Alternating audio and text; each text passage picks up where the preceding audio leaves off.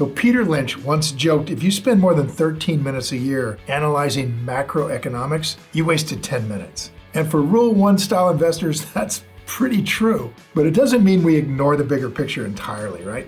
Because while macro trends don't drive our investment decisions, they absolutely do shape the environment that our companies are operating in and can bring us opportunities to either sell or buy. And right now, 2026 is shaping up to be one of the most interesting years we've seen in a long time from a macroeconomic perspective.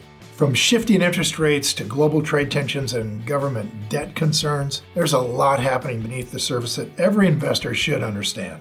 In this video, I want to take you through the 5 major macroeconomic forces that I think are going to shape the stock market in 2026, and more importantly, what they actually mean for long-term, value-driven Rule 1 investors like us.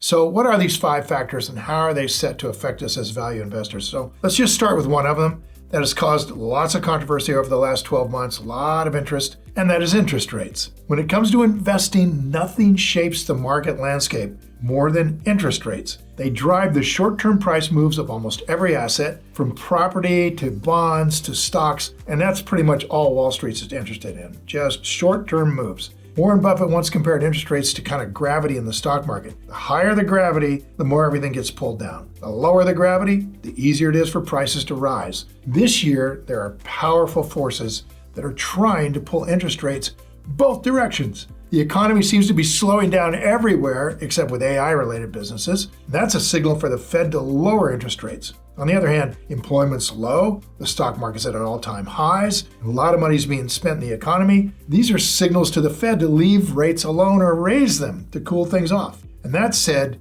should we even care? No. Warren Buffett once said, if the head of the Fed came up and whispered in my ear what she was going to do the interest rates for the next 2 years, it wouldn't make any difference to what we do. The only thing we need to remember is that great businesses should be able to generate strong cash flows through any cycle, regardless of interest rates, particularly because we think a wonderful business isn't going to have much debt to worry about. Now, our job isn't to try to adjust our strategy based on interest rates. Our job is to do our digging and just find great businesses with pricing power, and then we wait for Mr. Market to serve them up at a discounted price.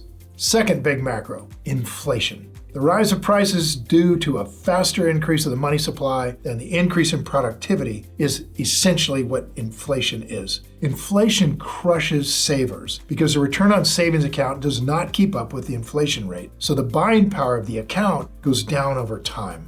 What happens is that it encourages speculation, and that drives up the price of assets like real estate, gold, commodities, and especially stocks, as excess money is chasing places to put it. If inflation gets out of control, as it has in virtually every empire in history, from Rome to England, eventually the currency is revalued downward.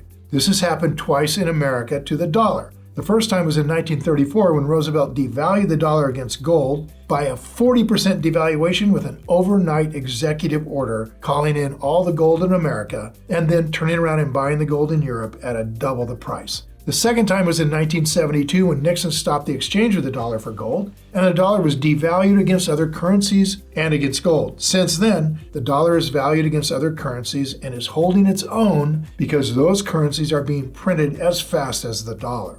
Well, now the problem that's driving more money printing is the U.S. debt. It's rising so fast that interest payments on the debt have become the largest budget item other than Social Security. This is a big enough deal that the U.S. has to print money to pay for it. They call that deficit spending, but it's really just printing money to pay for what they can't pay for. Nice if you can do it, but no country can do it forever. Eventually what happens is interest rates rise, reflecting the extra risk of lending to a shaky borrower, and inflation destroys the currency. Now we're not there yet, and no one knows how all this printing is going to turn out, so no one knows if inflation is going to become a huge problem or just something we can deal with. Let's just say we shouldn't be betting against inflation. So is this one a concern for us? Yes, indeed, inflation is. So much so that an important quality of the kind of businesses we must find is that ability of the business to raise prices with inflation. In other words, we want businesses that have such big moats that as their costs go up with inflation, their customers will pay a higher price. Think Coca-Cola here. If sugar prices go up, Coke can raise its price to cover the extra cost of manufacturing, and it's been doing that successfully for over 100 years. A wonderful business, by definition, is not negatively impacted by inflation in the long run. Insist on that quality in your investing, and you're going to be fine in an inflationary future. Okay, so what if inflation just goes bonkers and the dollar does get crushed and devalued? Okay, well then thank God you own some wonderful businesses that will continue on stronger than ever in whatever the new currency is. Inflation is a big deal, and the best answer to it is to own great companies that'll survive and keep your investment intact. Warren once said about inflation that if he had to choose between owning all of the gold in the world or the equivalent value in businesses, he'd take 18 Exxons and all the ag land in America. You can't eat gold. Keep that in mind.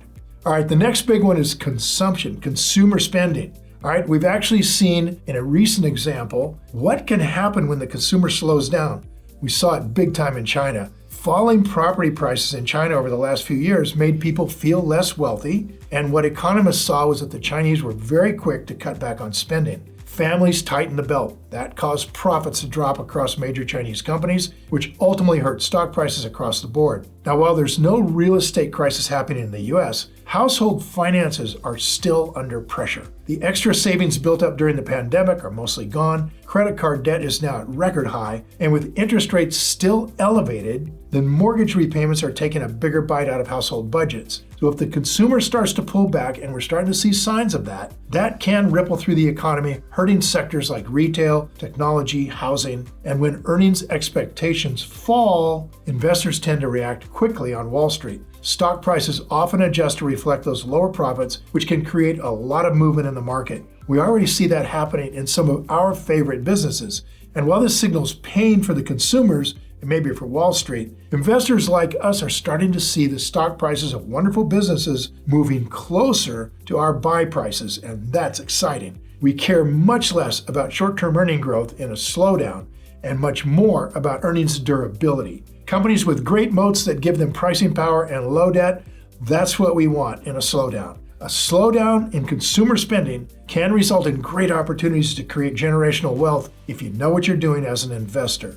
Then from there, arguably the biggest macroeconomic factor is the end of globalization. This is a big deal. The US and Europe are both very successfully unhooking from China and bringing manufacturing back home. So this is what's going on in China as well, trying to reduce their reliance on the United States. This is a global shift away from globalization, and it's changing how products are made, where they come from, oh yeah, and how much they cost.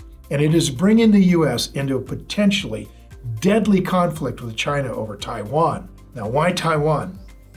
Okay, Taiwan has been part of China for 500 years, but it is also the home to TSMC, the world's leading chip manufacturer, and those chips power everything from phones and laptops to cars and data centers. Almost 90% of the world's most advanced AI chips are manufactured in Taiwan by TSMC. And if the exports stop out of Taiwan, so do the growth plans of the AI companies, the Mag 7. Since a huge percentage of the stock market growth these last few years is simply from those 7 companies, if their growth story changes radically, man, the whole stock market is going to crash. And as crazy as that might make things in the world, a crashing market is a perfect environment for us to finally buy great companies at great prices.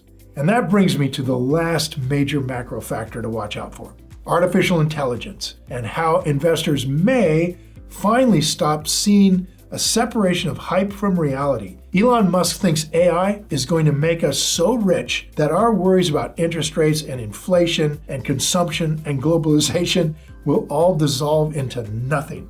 We will all have humanoid servants and full self-driving cars. Our children are going to be tutored by mentors with minds like Aristotle and Socrates. Poverty disappears. It's going to be fantastic. It's going to be utopian, and maybe so. We can hope. But as investors, we have to focus on businesses that AI can't impact, just in case the AI is a bubble. We don't want an impact on them other than making them more profitable, rather than the technology company themselves. It's a bad idea to own a business that can only grow by creative destruction. That's a dangerous game and it requires a great deal of expertise. So unless you're deep into the AI scene, it's much better to own businesses that are rather boring by comparison. Businesses that produce products that have been the same forever. Think Coke again, or Sprouts, or Chipotle, or Netflix.